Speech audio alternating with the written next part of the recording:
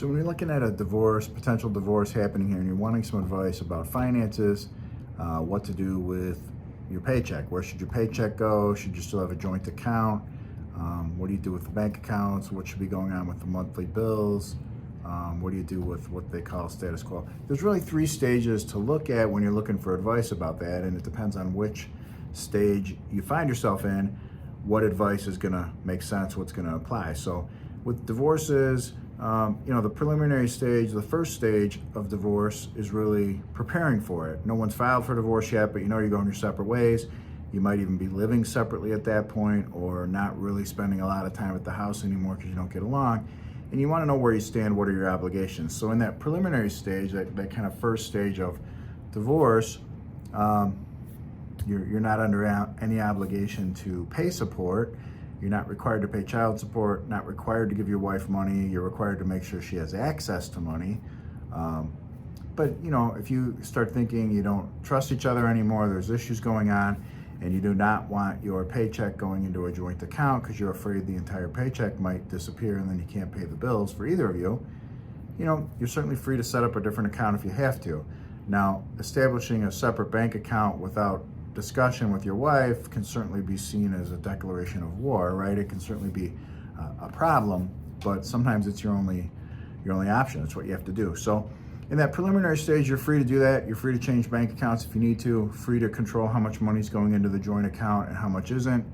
You can certainly look at doing all that and protect yourself any means necessary. You really are free to do that. You have to keep in mind a joint account, a joint bank account with your wife, especially when you're not getting along. You want to keep in mind that means you're free to take all the money, your wife's free to take all the money, or you're both free to take any part of it as you see fit. And that can be a problem if money's going in there and you don't really know what's going on and you're not communicating. Maybe you're not even at the same house together anymore. So you want to be aware of that, be careful of those sorts of things. And then same thing with obligations. What's your obligation to pay the bills? Well, prior to a divorce being filed, you're not ordered to pay anything. So your obligation to pay the bills is certainly, whatever bills are in your name, first of all. And you don't need somebody to tell you got to pay the bills in your name. You have to do that. But beyond that, there's not a legal requirement for you to give money to your spouse or pay support or support the child or do any of that sort of stuff. You just need to be doing what you think is reasonable, what's going to be fair, what's going to make sense, keep the peace, and try not to be taken advantage of in these preliminary planning sort of stages.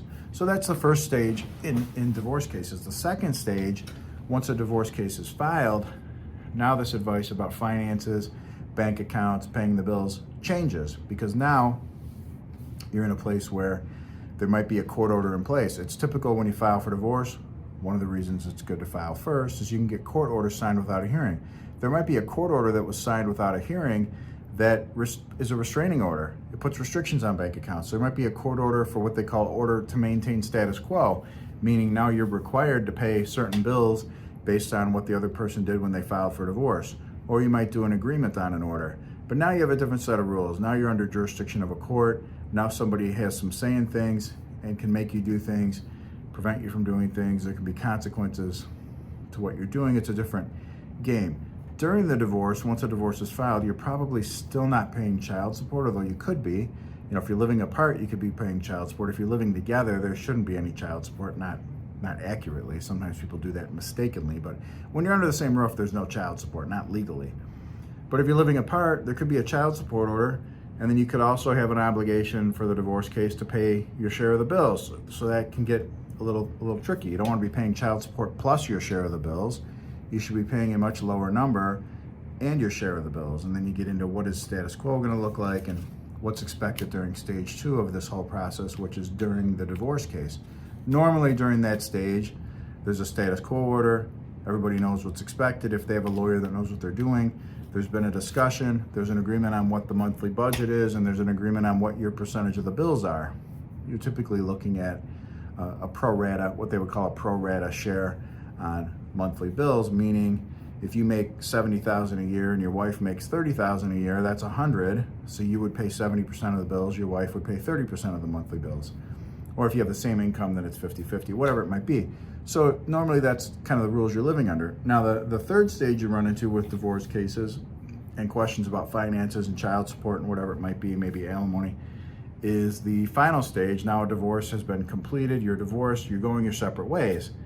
Now you're not paying each other's bills anymore. You're not paying any of your wife's bills. If she has a cell phone bill or a whatever bill, not your problem, not your responsibility anymore. Now you're under a place where any obligation you might have would be court ordered through a judgment of divorce, through a written document through the court. You would know what your child support obligation is. You would know what your alimony obligation is. There are not other obligations. You're not here to be paying whatever bill your now ex-wife sends you or worry about what her bills are. You're not, she's not worried about what your bills are. You've gone your separate ways. There's no legal relationship anymore. You're just completely separate people. But if you have kids together, of course, there probably could still be a child support order.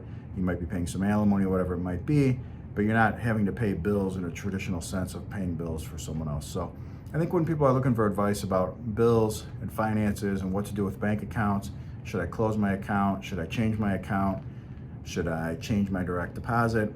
The context, how you base the answer to what makes sense for you, what's going to be appropriate, is what stage of this process are you in? Are you preliminary stages, stage one, no divorce case filed, because that's one type of advice. Are you during the divorce? Because now we're looking at what we have. That's a second set of rules about what kind of advice you would get. Or are you already divorced? And then that's a third set of rules. So I think that's really how you want to be looking at these questions about finances and bills and bank accounts and all that sort of thing in the context of people getting divorced.